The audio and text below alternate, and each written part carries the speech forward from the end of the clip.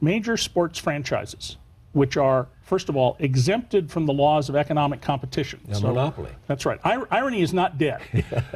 They derive, I show in Free Lunch, 100% of their profits from subsidies. In fact, if it weren't for these subsidies, the baseball, football, hockey, and basketball enterprises as a whole would be losing hundreds of millions of dollars a year. And the irony, as you say, is that at least 27 billionaires own major sports teams, all of which benefit from public subsidies. In one way or another, some much more than others, but they all benefit. You remember what Art Modell said back in 1996 when he was manipulating Baltimore and Cleveland into a bidding war for his football team? He was asked how he felt about taking money for his own pocket. At the very same time, library funds were being cut. Remember what he said? Oh, yes. The pride of having a professional baseball team is worth more than 30 libraries. George W. Bush.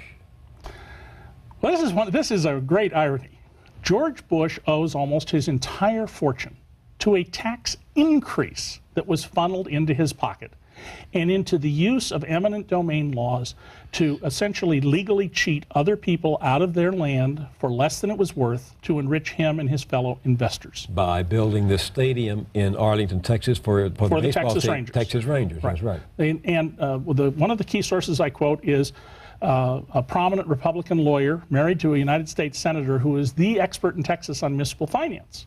The subsidy, he says, is $202.5 million. And Bush and his partners captured about $168 million of it. Bush, you say, used eminent domain to claim the land on which the stadium was built, right? And Bush advised his investors, his co-investors, this is a sweet deal. Oh, yeah. He said that, here's this money-losing team. It's got this little stadium and can't make money. But if we can get a stadium built, it'll be worth a lot of money. And that's going on all over the country. All you have to do is get the stadium built, and you'll be rich. One of your most revealing stories in here, for me, is about the small merchant of fishing and outdoor gear who's put out of business by a big competitor who gets $32 million in subsidies from the government. If you walk into many of the big box retailers today, you have to pay sales tax at the cash register on whatever you buy. Well, in many of those stores, the government never gets the money. The owners of the stores get to keep it. And who are the big beneficiaries of that? The Walton family that owns Walmart, and the Cabela family, who own Cabela's, which is a fin, feather, and fur outfitting club for fishermen and hunters. And in this little town in the Poconos, 4,100 people, they came and said, we want to build the world's largest outdoor store, $32 million. And the local town fathers went for it because they said all these jobs it'll create and all this economic benefit.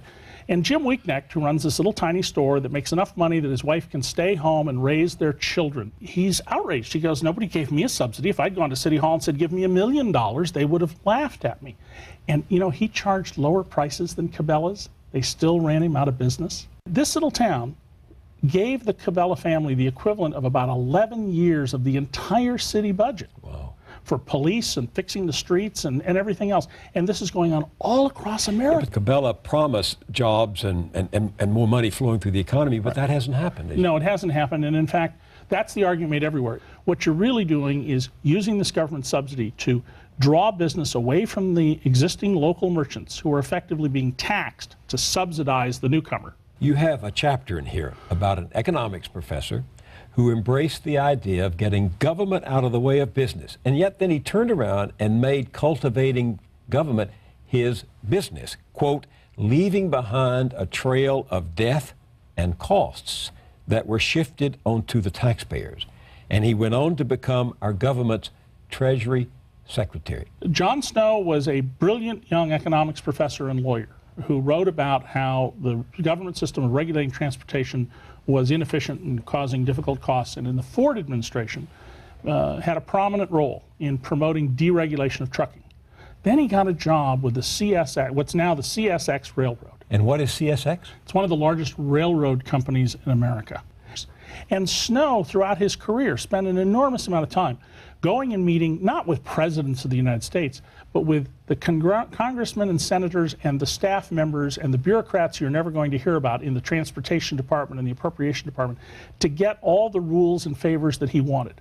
And one of the worst rules is this: if you're on an Amtrak train and there is an accident and something happens to you, the damages that occur are always paid by the taxpayers, even if, as in the case I tell about in the book, there was a known unsafe condition that CSX caused in its zeal to cut costs and to increase Mr. Snow's salary.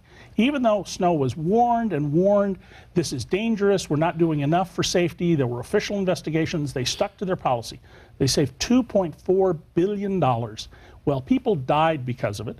One widow pressed her case, got all the way to the U.S. Supreme Court with it, got $50 million in damages awarded by a jury. Couldn't today because Governor Jeb Bush in Florida signed a law to prevent this from happening again. But got $50 million in damages, didn't cost CSX a penny. They just handed the bill to the taxpayers and said, you get to pay. Because this is a law. That's the law.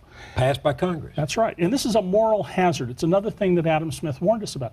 You shouldn't be able to say, I get the rewards and you, the taxpayer, are going to pick up all the risks. Are you agreeing with Ronald Reagan that government is not the solution, government is the problem?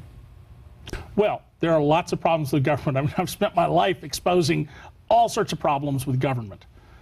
But government is fundamentally essential. Government is what creates for us civilization. We created this country so that we could be free, so that we could pursue our lives the way that we want to pursue them. And wealth is a byproduct of that. But the government is being turned into a vehicle not to ensure our liberties and create a level playing field, but instead into a vehicle to take from the many to enrich the few.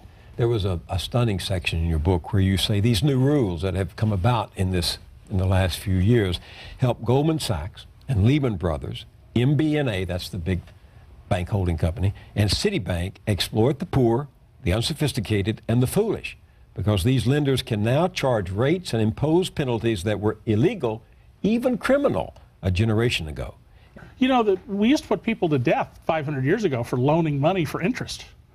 And for a long time, the government regulated the kind of interest that you could charge. And then we had a Supreme Court decision in 1978. And the Supreme Court in that said, you know, because the way the law is written, we're basically undoing the usury laws in this country. And Congress, pay attention. You need to do something to address this. Well, Congress did. It discovered it was a fabulous way to milk banks and related companies for campaign contributions. And they did for years and years and years and years. Now you turn on your television, and there's Gary Coleman, the former child star, right, promoting a loan where they'll put the money right into your bank account over the telephone, calling in on the telephone, at 99.25% interest. America today is more than twice as wealthy as it was in 1980. And the economy is putting out 2/3 more per person. I mean, you even remind us that more than half of the wealth created in this country since the United States began has been created in the past quarter century. What's to complain about that? Well, that's tremendous economic growth. The problem is where it's going. The increases in income and wealth are all taking place at the very top. In 2005, the richest 1% increased their income by far more than the total income of the bottom 20%. My contention is that it is government policy that is causing this to happen. That in all sorts of different ways, there was a time when government policy was to create and nurture and build a middle class. We had a GI Bill, we built an interstate highway system, we invested in education and hospitals. Now we have a government whose policy is to enrich the already rich and make them richer. That's its focus. And I believe that if we continue down that road, you create instability and you don't create as much wealth. You point out, by the way, that that Bill Clinton, as president, gave the super rich a larger tax break than George Bush's tax cuts, right? Yeah, I love to trot this one out when somebody goes, "Oh, you're from the New York Times. You must be, you know, pro-Democrat or liberal or whatever." I'm the guy who broke the story and reported on the fact that Bill Clinton gave the super rich, the 400 highest income people in America, a big tax cut. They were paying 30 cents out of each dollar of their income to the federal government when he came into office. When he left, it was down to 22. Bush has lowered it to 17. Now, first of all, notice you're probably paying more than 17 cents, may well be paying more than 22. But Bush gave them an 8-cent tax cut. I'm sorry, Clinton gave an 8-cent tax cut, and Bush only gave them 5 cents.